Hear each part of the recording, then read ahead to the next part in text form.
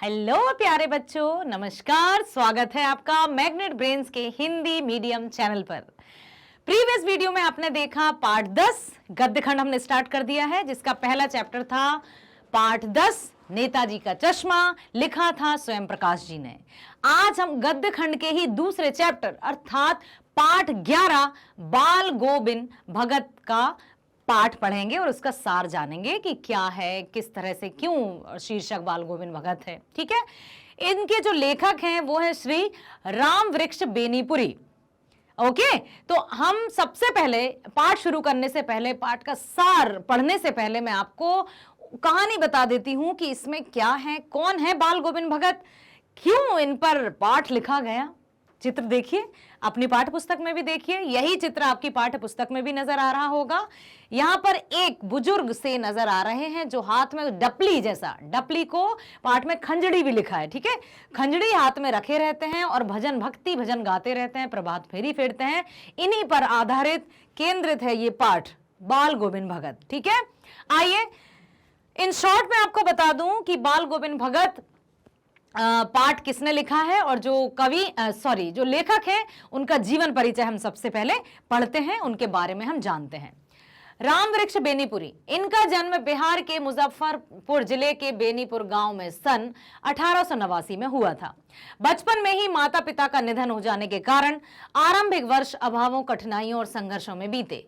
10वीं तक शिक्षा प्राप्त करने के बाद वे सन 1920 में राष्ट्रीय स्वाधीनता आंदोलन में सक्रिय रूप से जुड़ गए, कई बार जेल भी गए। इनकी मृत्यु सन 1968 में हुई। ठीक है, देख सकते हैं आप यहां पर। तो साथ ही साथ इनके प्रमुख कार्य क्या थे? उपन्यास पतितों के देश में, कहानी चिता के फूल नाटक, अम्बपाली रेखा चित्र, माटी की मूर्तें, यात्रा वृत्तांत, पैरों में पंख बांधकर संस्मरण, जंजीरें और दीवारें। ठीक है, इस तरह से उनके रचना का मतलब रचनाएं थी। उपन्यास भी लिखे उन्होंने, संस्मरण भी लिखे उन्होंने, नाटक भी लिखे और साथ ही साथ उन्होंने कहानी और रेखा चित्र भी लिखे। ये थे हमारे राम वृक्ष बेनीपुरी और उनका परिचय। आइए अब चलते हैं हम पाठ के सार पर, और पाठ के सार से पहले एक चित्र बड़ा सा आपके सामने नजर आ रहा है। ठीक है, यहां पर बाल गोविंद भगत का आप हुलिया देख लीजिए, किस तरह का पहनावा था, किस तरह का उनका हुलिया था, कितने उम्र के थे आप देख सकते हैं। बुजुर्ग से हैं, लगभग 50-60 वर्ष की आयु यहां पर हमें प्रतीत हो रही है। भूरी दाढ़ी है, कबीरपंथी टोपी है। कबीरदास जी को देखा है आपने? फोटो चित्र वास्तविक नहीं। कबीरपंथी वो टोपी धारण करते थे, कपड़े कमी पहनते थे, एक धोती लगाते थे और कंबल पहनते थे। ठीक है, इस तरह से वे अपना जीवन व्यतीत करते थे और प्रभु भक्ति में हमेशा लीन रहते थे। उनकी जो दिनचर्या थी वो लोगों के अचरज का कारण थी। क्यों थी?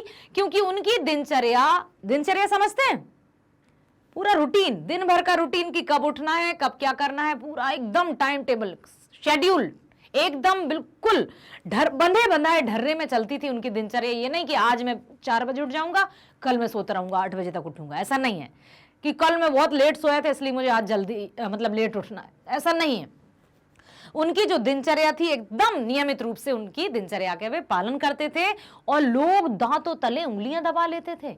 लोग आश्चर्यचकित हो जाते थे उनकी दिनचर्या को देखकर, क्योंकि सूर्योदय से पहले वे उठ जाते थे, फिर नदी में 2-3 मील दूरी पर नदी थी, उसमें प्रतिदिन स्नान करने जाते थे। चाहे वो सर्दी का मौसम हो, गर्मी का मौसम हो, बारिश का हो, चाहे उन्हें बुखार आ रहा हो या तबीयत सही नहीं हो, फिर भी उनकी दिनचर्या कभी टूटती नहीं थी और बहुत मधुर गीत भी गाते थे। इतने मधुर गीत गाते थे कि जब भी वो गीत गाते थे, प्रभात फेरी लोगों को सुबह जगाने के लिए, जैसे हम लोग अलार्म से उठते हैं ना, तो लोग, गांव के जो लोग थे वो उनकी खंजड़ी की आवाज और उनके मधुर भजनों से उनकी आवाज सुनकर उठते थे। समझ में आया? और एक बात मैंने आपको प्रीवियस वीडियो में आपने ध्यान से सुना ही होगा, नहीं सुना है तो सुनिएगा जरूर। फिर से मैं बता देती हूं कि पाठ, किसी भी पाठ को पढ़ना, कोई भी समाचार पत्र पढ़ना, कहानी पढ़ना, जितना आसान हम समझते हैं उतना आसान होता नहीं है, लेकिन आसान हो जाएगा कब? जबकि हम उसको भावानुसार, भावाभिव्यक्ति के साथ पढ़ेंगे, हाव भाव के साथ पढ़ेंगे। तो आइए मैं पढ़कर बताती हूं आपको और आपको फिर आगे साथ साथ आप पढ़ेंगे। कैसे थे बाल गोविंद भगत? मझोले कद के गोरे चिट्ठे आदमी थे। उनकी उम्र 60 वर्ष से ऊपर थी और बाल पक गए थे, सफेद हो गए थे। वे लंबी दाढ़ी नहीं रखते थे और कपड़े बिल्कुल कम पहनते थे, जैसा आपने चित्र में देखा। कमर में लंगोटी पहनते थे और सिर पर कबीर पंथियों की सी कनफटी टोपी। सर्दियों में ऊपर से कंबल ओढ़ लेते थे। वे गृहस्थ होते हुए भी सही मायनों में साधु थे। माथे पर रामानंदी तिलक लगाते थे, टीका लगाते थे और गले में तुलसी की जड़ों की बेडोल माला पहने रहते थे। उनका एक बेटा और पतोहू थे। वे कबीर को साहब मानते थे। साहब अर्थात ईश्वर, कबीर की ही पूजा करते थे, क्योंकि उनको कबीर दास जी के ही जो कार्य थे वो बहुत अच्छे लगते थे, क्योंकि वे एकदम खरी खरी बात कहते थे और निर्गुण धारा थे। उनके कबीरदास जी के अनुसार ईश्वर एक था, जैसे ही उन्हीं की भांति बाल गोविंद भगत भी अपना जीवन व्यतीत करते थे। किसी दूसरे की चीज नहीं छूते थे और ना किसी से बिना वजह झगड़ा करते थे। उनके पास खेतीबाड़ी थी तथा साफ सुथरा मकान था। खेत से जो भी उपज होती उसे पहले सिर पर लाद कर कबीरपंथी मठ ले जाते थे। मठ क्या होते हैं? जैसे मंदिर होते हैं, मस्जिद होती है, गुरुद्वारे होते हैं, चर्च होते हैं, वैसे ही मठ भी होते हैं, ठीक है। और प्रसाद स्वरूप जो भी मिलता उससे गुजर बसर करते थे। वे कबीर के पद का बहुत मधुर गायन करते थे। आषाढ़ के दिनों में, आषाढ़ का महीना समझते हैं, बारिश की रिमझिम रिमझिम शुरुआत होती है तब, ठीक है। समूचा गांव खेतों में काम कर रहा होता तब बाल गोविंद भगत पूरा शरीर कीचड़ में लपेट खेत में रोपनी करते हुए अपने मधुर गानों को गाते। भादों की अंधियारी में उनकी खंजरी बजती थी। जब सारा संसार सोया होता था तब उनका संगीत जागता था। कार्तिक मास में उनकी प्रभातियां शुरू हो जाती थी। कार्तिक मास कब होता है? दिवाली का मास। कार्तिक मास की अमावस्या को ही दिवाली का मतलब दिवाली जो लक्ष्मी पूजा होती है वो कार्तिक मास की अमावस्या को होती है, ठीक है। सर्दियों के दिन रहते थे। वे अहले सुबह नदी स्नान को जाते और लौटकर पोखर के ऊंचे भिंडे पर अपनी आसन खंजरी लेकर बैठ जाते और अपना गाना शुरू कर देते थे। गर्मियों में अपने घर के आंगन में आसन जमा कर बैठते। उनकी संगीत साधना का चरमोत्कर्ष तब देखा गया जिस दिन उनका इकलौता बेटा मरा। बड़े शौक से उन्होंने अपने बेटे की शादी करवाई थी। बहू भी बड़ी सुशील थी, बहुत अच्छी बहू थी उनकी, लेकिन जो बेटा था, पाठ में लिखा है कि वो थोड़ा बोदा सा था। बोदा सा था मतलब वो नॉर्मल नहीं था, उतनी बुद्धि नहीं थी जितनी कि नॉर्मल इंसानों में होती है, ठीक है। लेकिन फिर भी जो बहू थी वो बहुत अच्छी थी, सुशील थी। अपने ससुर अर्थात बाल गोविंद भगत का बहुत अच्छे से देखभाल करती थी, भोजन पकाना आदि ये सब करती थी। उन्होंने एक बार क्या हुआ, उनके संगीत का जो जादू था, जो चरमोत्कर्ष था, तब देखा गया जब उनके बेटे की मृत्यु हुई। और बेटे की मृत्यु होने से उन्होंने अपनी दिनचर्या नहीं तोड़ी, उन्होंने अपनी प्रभात फेरियों को नहीं रोका, उन्होंने अपना गीत संगीत भक्ति भजन नहीं छोड़ा, बल्कि क्या किया? देखिए ध्यान से, सुनिए। मरे हुए बेटे को आंगन में चटाई पर लिटाकर एक सफेद कपड़े से ढक दिया तथा उस पर कुछ फूल बिखेर दिए।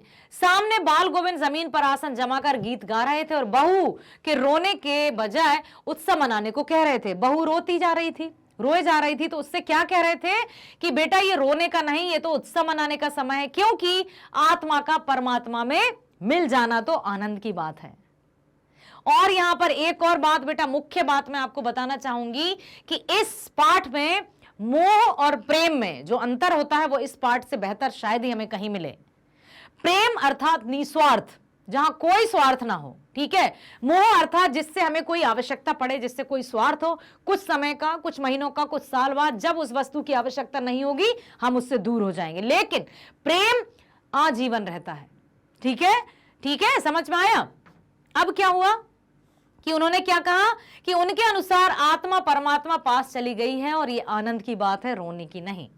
उन्होंने बेटे की चिता को आग भी बहू से ही दिलवाई। कब की बात है? उस समय जबकि विधवा पुनर्विवाह भी नहीं था, दहेज प्रथा थी, बाल विवाह की बहुत सारी कुरीतियां फैली हुई थी। उस समय उन्होंने अपनी पतोहू अर्थात अपनी पुत्र वधू से ही लड़के की चिता में आग दिलवाई, मुखाग्नि दिलवाई, ठीक है। ये बहुत आधुनिक यहां पर दिखाई देता है हमें, आधुनिकता। जैसे ही श्राद्ध की अवधि पूरी हुई तो एक और क्या कार्य किया, अपने पतोहू के भाइयों को बुलाया, पुत्र वधू के भाइयों को बुलाया और क्या कहा उनसे कि अपनी बहन को ले जाएं और इसका पुनर्विवाह करवाएं, दूसरा विवाह रचवा दें।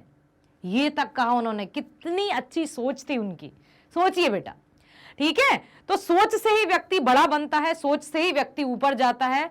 किसके पास धन दौलत गाड़ी यशो आराम क्या है उससे बड़ा नहीं, कौन किस जाति का है, कौन कितनी ऊंचाई का है, कौन दुबला गोरा मोटा नाटा क्या है, इससे नहीं होती है व्यक्ति की पहचान, उसके गुणों से होती है। ठीक है, तो यहां पर दूसरा विवाह करने का आदेश दिया, लेकिन बहू ने मना कर दिया कि नहीं, मैं आपको छोड़कर नहीं जाऊंगी, आप बूढ़े हैं बुजुर्ग हैं, आपको कौन खाना खिलाएगा, कौन भोजन कराएगा।